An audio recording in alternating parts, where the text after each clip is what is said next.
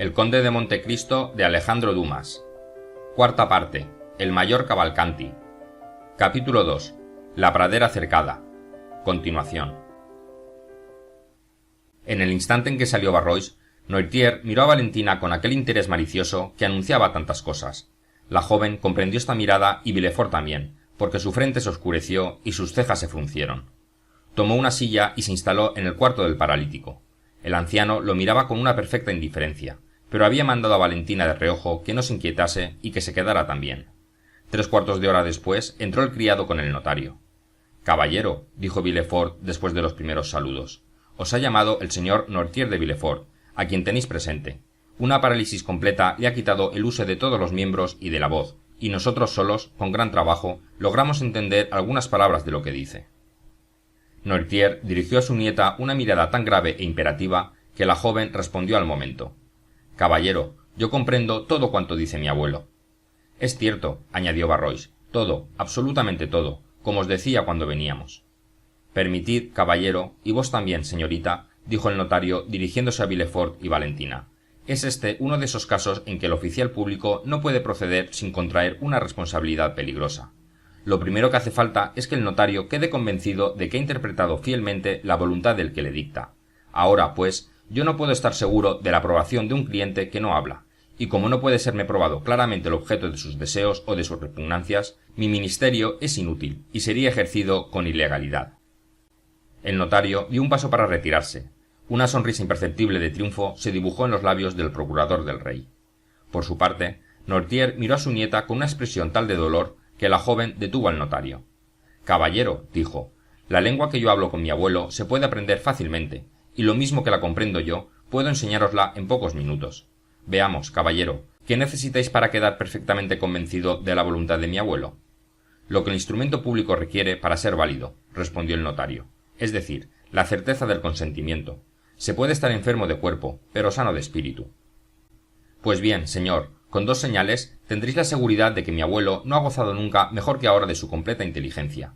El señor Noirtier, privado de la voz, del movimiento, cierra los ojos cuando quiere decir que sí, y los abre muchas veces cuando quiere decir que no. Ahora ya sabéis lo suficiente para entenderos con el señor Noirtier. Probad».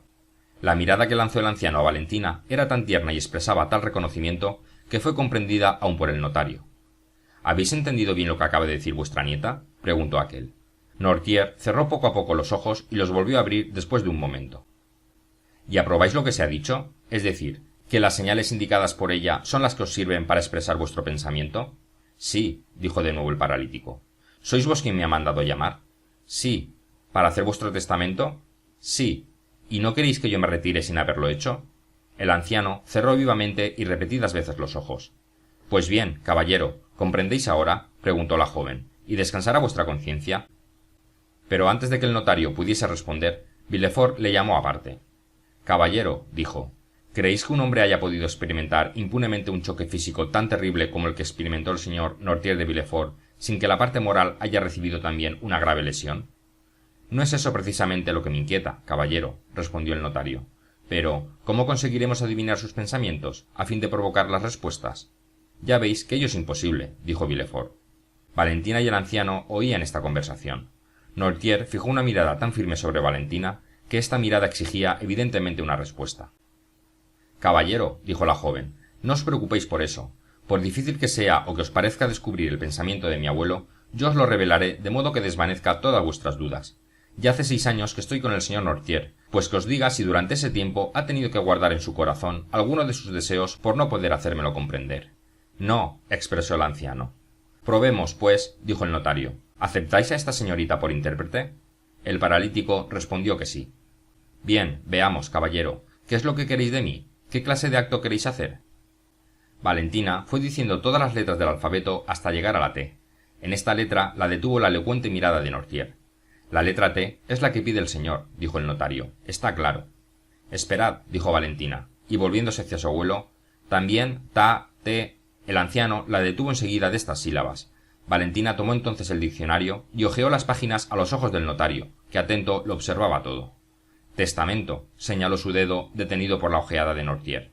«Testamento», exclamó el notario. «Es evidente que el señor quiere testar». «Sí», señaló el anciano. Esto es maravilloso, caballero, dijo el notario a Villefort.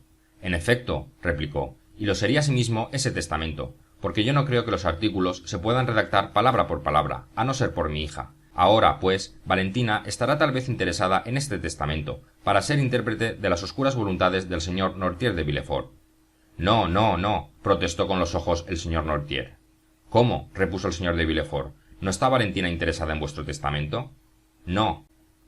Caballero, dijo el notario, que maravillado de esta prueba se proponía contar a las gentes los detalles de este episodio pintoresco.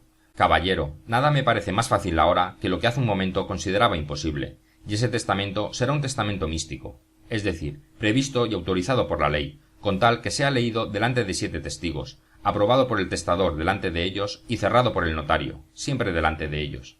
Por lo que al tiempo se refiere, apenas durará más que un testamento ordinario.